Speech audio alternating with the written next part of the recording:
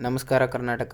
ಇವತ್ತು ಬ್ಯಾಗ್ಗೆ ಬುಕ್ಸ್ ತುಂಬಿಕೊಂಡು ಅಲ್ಲಿಂದ ಹೊರಗೆ ಬಂದು ಕಾಲಿಗೆ ಮೆಟ್ಟಾಕೊಂಡು ರೂಮ್ಗೆ ಕೀ ಹಾಕಿ ಅಲ್ಲಿಂದ ಹೊರಟು ಹೊರಗಡೆ ಮನ್ಗಿದ್ದ ನಮ್ಮ ಜಾನಿನ ಮಾತಾಡ್ಸ್ಕೊಂಡು ಅಲ್ಲಿಂದ ಸೀದಾ ಟೌನಲ್ಲಿ ಹೋಗಿ ಅಲ್ಲೇ ಇದ್ದ ಗಣಪತಿ ದೇವಸ್ಥಾನಕ್ಕೆ ಹೋಗಿ ಕೈ ಮುಕ್ಕೊಂಡು ಅಲ್ಲಿಂದ ಡೈರೆಕ್ಟಾಗಿ ಕಾಲ್ ಟ್ಯಾಕ್ಸಿಗೆ ಬಂದೆ. ಅಲ್ಲಿ ಬಂದು ನೋಡಿದರೆ ಒಂದು ಬಸ್ಸು ಹೊರಟೋಯ್ತು. ಅದಕ್ಕೆ ಇನ್ನೊಂದು ಬಸ್ಸಿಗೆ ವೆಯ್ಟ್ ಮಾಡ್ತಾಯಿದ್ದೆ. ಅಷ್ಟರಲ್ಲೇ ಇನ್ನೊಂದು ಬಸ್ ಕೂಡ ಬಂತು. ಅದಕ್ಕೆ ಓಡೋಗಿ ಹತ್ಕೊಂಡೆ. ಟಿಕೆಟ್ ತೊಗೊಂಡ್ರೆ 10 ರೂಪಾಯಿ ಕೊಟ್ಟು 8 ರೂಪಾಯಿ ಟಿಕೆಟ್ ಕೊಟ್ಟರು. ಇನ್ನೂ 2 ರೂಪಾಯಿ ಕೊಡಲೇ ಇಲ್ಲ.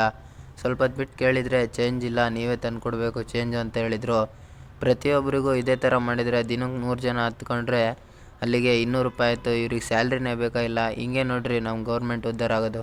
ಅಲ್ಲಿಂದ ನಮ್ಮ ಕಾಲೇಜ್ ಬಸ್ ಸ್ಟ್ಯಾಂಡಲ್ಲಿ ಇಳ್ಕೊಂಡು ಸೀದಾ ಕಾಲೇಜ್ಗೆ ಹೋದೆ. ನಮ್ಮ ಸಿಂಹ ಬಂದ ನೋಡ್ರಿ.